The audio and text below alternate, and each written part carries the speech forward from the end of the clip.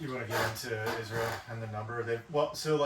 I think one of the reasons why we can say it's a war and not a genocide is they've only killed 60,000 people so far. And the only reason they've had to kill 60,000 people is just because Hamas uses human shields. Yeah. You know, these scumbags, they build their weapon caches under hospitals and schools and water treatment facilities. They purposefully use the civilian infrastructure of Palestinians to hide their military wares. And so Israel will never do that. Well, that Israel is forced, you know, instead of going in and trying to dismantle these and more tactical strikes, they're forced to blow up the infrastructure on top of these sites because they can't allow Hamas, you know, any wiggle room. Yeah. And sometimes they have to strap hostages to their Humvees. Yeah. Just so they won't get shot at on the way out. Well, you know, that's just they don't want to, if a guy's got, you know, horrible things happen in war. You get your legs hurt, ankles blown out, whatever. You could sprain an ankle. Toss him on the hood of the truck. Get him out of there as quick as possible. I think it's humane, to be honest. You know, you strap him down, put some chains on him, just because you don't want him to wiggle around and hurt something else. So you really gotta crank him down on the hood. You know. So it is what it is. 60,000. It's probably a bit much because you know how the liberal media likes to lie about casualty numbers. Yeah. They really like to inflate that kind of shit. And I don't know the hate boner that all these guys have for Israel. I mean, it's getting on my nerves, to be honest, because you know they're a country with the most moral army in the world, and they're just surrounded by enemies. You know, beset with just savages on all sides, really. Just undemocratic savages that hate democracy and they hate freedom. And, you know, Israel is really the last bastion of true democracy in the world. And we need to give all the support we can to them. Let me ask you, how's your bank account looking these days? Well, it's fine, I suppose. I mean, if somebody would like to throw me a couple $1,000s for the speech I just gave, that'd be cool, you know. Yeah, 7,000 maybe, or 8 or 10. I mean, we got 10 viewers, dude. I might need 1,000 for each viewer. This is pretty true. I mean, if we go by the Barry Weiss numbers, this podcast alone, we're already worth $100,000, dude. Yeah, dude. If we're going by Barry Weiss numbers, if we go by like the growth of viewership, we are. Yeah, we're sitting pretty. But you know, the fact remains, the liberal media is just. They're turning this into something that it's not, and I'm sick of it, bro. For me, for one, sick of it. What are you sick of? I'm sick of the casualty numbers being inflated. I'm sick of people calling this a genocide when it's clearly not. And we have people like Ben Shapiro. He does a show every day. He could not be speaking more clearly, you know, and more cogently. And he makes perfectly logical arguments about why this isn't a genocide and, you know, why this is actually to America's benefit. And just, you know, these people out here, they're anti-Semitic. They don't want to listen. They're either anti-Semitic or they're liberal. This is the whole problem with our country. There's too much freedom. You know?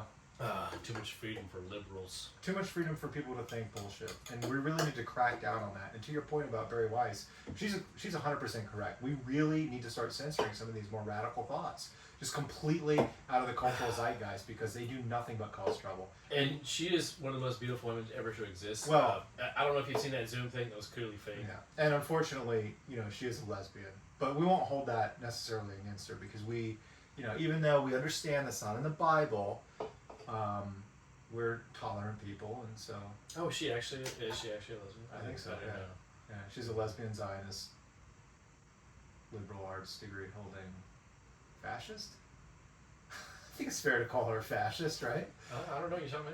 Oh, I mean, she's actively censoring media to the benefit of a fascist regime, so I think it's fair to call her a fascist.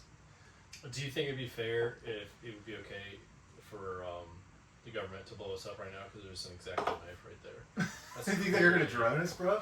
That's clearly a threat. They just said Israel's gay and they have an X-Acto knife. Send in the drone.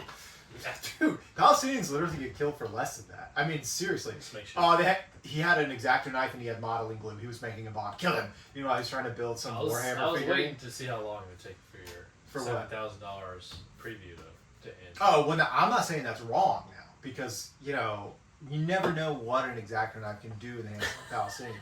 So, Do you see this guy's skills? He's got a good poker face. I think you need to give him at least $49,000. what do you mean? I got a menorah in the house. I can go get it. 30 Oh, we should have had the pieces of menorah silver. set up for this. 3,000, please. We need to be able to retire off this, man. Come on. 3,000 pieces of silver? Yeah. Did you see Andrew? So we talked about Andrew Tate's boxing thing. Did you see that pathetic fucking video he put out trying to code for his loss? I can only take so much of the manosphere, bro. Oh, dude, it's so gay. I don't even call it that. I call it the idiot sphere. Attention whore, dropped on the head, didn't get bullied. She got bullied too much, is secretly gay, or got bullied too little. Oh, because the captains of the manosphere shit, clearly they're just grifters and they don't believe a goddamn word they're saying. They're just preying on they're just preying on vulnerable They're the modern day people. Donald But Trump. the people then that like it, that aren't directly benefiting, what are you? Yeah, it's like, unfortunately, people that maybe didn't grow up in good homes, they didn't have father. I'm not trying to say that to be a dick, but seriously, it's people that didn't have maybe any male role models in their life that are just looking for something to feel masculine, and they got this guy telling them, if you have a girlfriend, you're gay. Like shit like that. What are you talking about?